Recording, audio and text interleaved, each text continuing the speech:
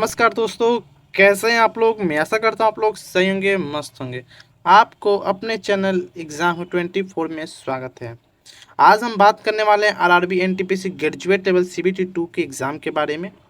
आखिर इसका cut off कितना जाने वाला है, कितने नंबर वाले बच्चे टाइपिंग या साइक्यू के लिए तैयारी करना अभी से स्टार्ट कर सकते हैं, और कितने नंबर वाले बच्चे जो ऐसे हैं जो डॉक्यूमेंट वेरिफिकेशन के लिए अपना सारा डॉक्यूमेंट तैयार कर सकते हैं। आज सारा कुछ इसी पर चर्चा किए जाएंगे। अगर आप चैनल पहली बार है तो मेरे चैनल को सब्सक्राइब कर सकते हैं, और भी नए नए इन्फॉर्मेटिव वीडियो के लिए और कम समय में सही जानकारी देना हमारा काम है। तो वीडियो को शुरू करते हैं। ये भी जानेंगे कि आखिर बेड अटैम्प्ट गुड अटैम्प्ट क्या रहने वाला है, और इस बार का कितने लोगों का बेड़ा पार हो सकता है, और अपना सेफ स्कोर जानना ज़रूरी है।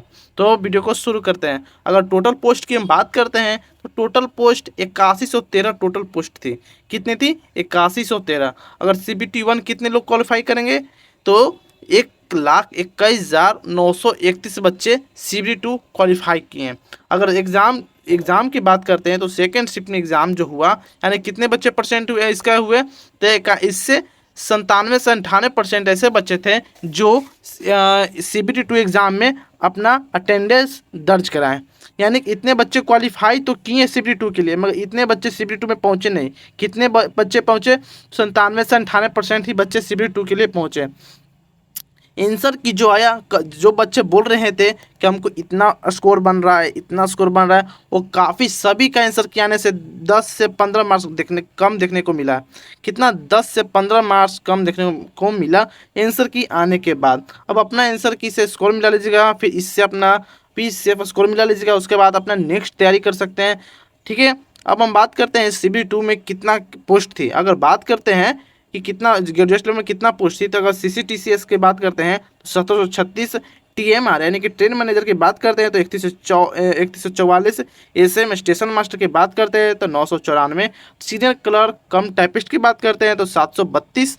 और जूनियर अकाउंटेंट असिस्टेंट कम टाइपिस्ट की बात करते हैं तो 1507 पोस्ट थी। आप जरूर बताएं किस आपका रो मार्क्स कितना बना है, आप जरूर में कमेंट में बताइएगा। आप किस जोन से भरे तो वो भी बताइएगा, किस कैटेगरी से थे वो भी मेंशन जरूर कमेंट में कीजिएगा। आपका कोई भी डाउट हो तो कमेंट में ज़रूर बोलिएगा, लिखिएगा। मैं उनका सही सही और कम समय में जल्दी ही रिप्लाई कर दूंगा। ठीक है।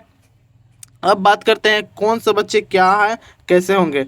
अगर आप देखिए, अगर आप इन दोनों से बिलोंग करते हैं CCTS TMR, अब ये दोनों के लिए क्वालिफाई हो कर गए हैं। जो भी जितना भी स्कोर आया है, मैं अगर उस स्कोर से अगर आपका है तो आप डॉक्यूमेंट वेरिफिकेशन यानी कि अब DB उनका है तो DB की तैयारी कर सकते हैं। मैं जितना भी बताऊंगा उसके बाद आप DB की तैयारी कर सकते हैं।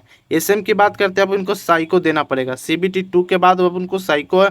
सीनियर क्लर्क कम टाइपिस्ट, जितने भी टाइपिस्ट वाले पोस्ट हैं उन सब के लिए अब टाइपिंग के लिए तैयारी कर देना शुरू कर देना चाहिए अब सभी को।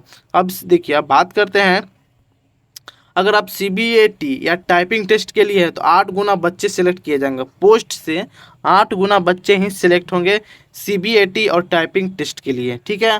तो अपना 8 गुना बच्चा सिलेक्ट किए जाएंगे। अब बात करते हैं CBAT कैसे लिया जाता है। CBT 2 का 70%, CBT 2 का 70% और साइको का 30% से आपका फाइनल मेरिट में के लिए नाम लिया जाता है। ठीक है। फाइनल लिस्ट के लिए नाम आपका लिया जाएगा। कितना? CBAT से 70%, CBAT के लिए CBT 2 से, और 30% साइको से लिया जाएगा। अब बात करते हैं, देखिए अब किन के लिए है। मैं अगर आप स्टेशन मास्टर है तो CBT एग्ज़ाम देना पड़ेगा।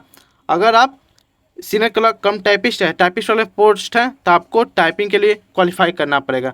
मैं आपको बता दूं, टाइपिंग सिर्फ क्वालिफाई है मार्क्स है, इसमें कोई भी नंबर आपका नहीं जुड़ता है। लेकिन स्टेशन मास्टर में आपका साइको का नंबर जुट कर ही फाइनल मेरिट के लिए नाम बनेगा। आप ये ध्यान रखिएगा।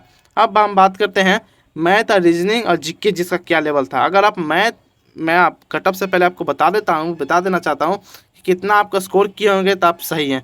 अगर आप देखिए, मैथ 35 था और रीजनिंग भी 35 नंबर का था। अगर ये दो यानी 70 है, दोनों मिलाकर 70 है। अगर 58 से 63 बन रहा है तो आप सही हैं।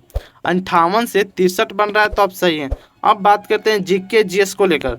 जीके जीएस 50 नंबर का था। कितना नंबर का था? 50 नंबर का था।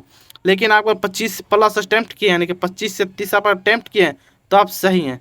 25 से 30 अटेम्प्ट किए हैं तो सही है। देखिए, अगर हम बात करते हैं मैथ रीजनिंग सभी बच्चों का जो भी कंपटीशन का तैयारी करते हैं, जो भी रेगुलर कंपटीशन का एग्जाम देते हैं, वो सभी का सही होता है। मैथ रीजनिंग सभी का सही होता है, लेकिन जो मेन खेल होता है वो जीके जीएस को लेकर होता है। जीके जीएस को लेकर होता है। तो आप जीके जीएस में अगर अच्छा कर पाएंगे, अच्छा किए होंगे, तो आपका फाइनल में जाने से कोई नहीं रोक सकता है। मेन जीके जिसका खेल होता है। मैथ रीजनिंग सभी का सही होता है, सभी लोग लगभग सही बना लेते हैं, लेकिन जीके जिसका भी सही रहेगा उसी का फाइनलिस्ट में नाम बनने का काफ़ी बड़ा चांस होता है।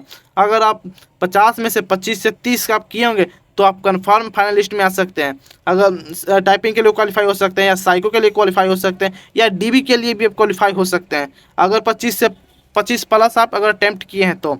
अगर हम बात देख करते हैं, देखिए अभी दोनों को मिलाकर कितना होने वाला है, 58 और 25 अगर ऐड करेंगे तो 8 5 13 हो जाएगा, 5 2 7 1 8, यानी कि 83 हो जाएगा। कितना? 83 होने वाला है। अब हम बात करेंगे category wise accepted cut off के बारे में बात करते हैं। तो अगर आप यूआर से बिलोंग करते हैं, आप अगर यूआर से, तो 83 से 88 आपके लिए सेफ स्कोर माना जाता है। सेफ स्कोर आपके लिए 83 से 88 है। अगर आप ओबीसी से हैं तो 81 से 83 आपके लिए सही है।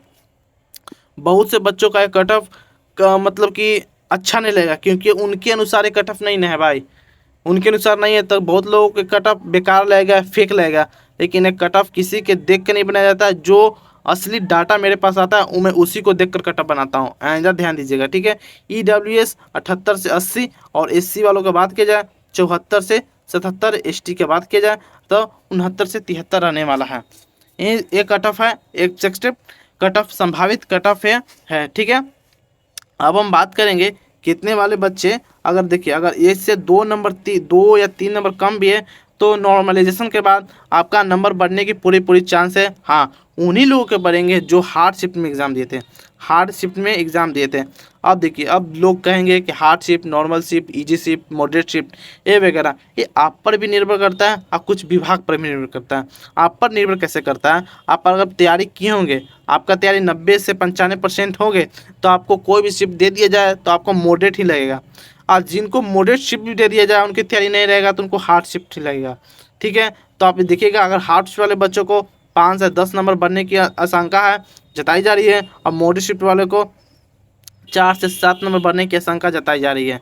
ये सारा नॉर्मलाइजेशन का खेल है, हार्ड शिफ्ट और नॉर्मल शिफ्ट वाला। अब इजी शिफ्ट वाले को, इजी शिफ्ट को नंबर कट भी सकता है, ध्यान दें। अगर बढ़ा तो ठीक है, नहीं तो कट भी सकता है आंसर, आपका नंबर कट भी सकता है। तब भगवान से यही दुआ कीजिए कि हमारा इजी शिफ्ट वाले कि हमारा नंबर ना कटे। अब बात करते हैं फीमेल वालों के लिए कि फीमेल वाले कितना। अगर आप फीमेल से बिलोंग करते हैं, सभी में से, सभी किसी भी कैटेगरी से आप फीमेल है, तो 4 से 5 नंबर आप कम कर लीजिएगा, 4 से 5 नंबर कम कर लीजिएगा किसी भी कैटेगरी से है। अब अगर जोन वाइज बात करते हैं तो जोन वाइज अगर ज़्यादा कट ऑफ नहीं, 19-20 का फ़र्क रहने वाला हर जोन वाइज, 19-20 का फ़र्क रहने वाला हर जोन वाइज। किसी का 83 जाएगा तो 84 जा सकता है, 82 जा सकता है, मतलब 19-20 1-2 नंबर का हर जोन में फ़र्क आपको देखने को मिलेगा। ये रहा CBT2 के लिए accepted cut off, safe score, सारा कुछ मैंने आपको बता दिया।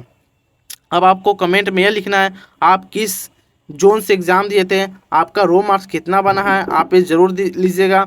आप किस कैटेगरी से हैं आप ये मेंशन जरूर कीजिएगा, ताकि हमें पता चले कितने बच्चों का जो इस बार अच्छा नंबर आने वाला है। और जो भी ये कट ऑफ मैं आपको बता दिया हूँ, अगर इससे आपका है तो आप आगे की तैयारी कर सकते हैं। अगर डीबी देना है तो आप डीबी की तैयारी कर सकते हैं। अगर आपको साइको की तैयारी करना हो तो आप साइको की तैयारी में लग सकते हैं, नहीं तो फिर ज़्यादा देरी हो जाएगा तो घाटा मेरा नहीं होगा, आपका ही होगा।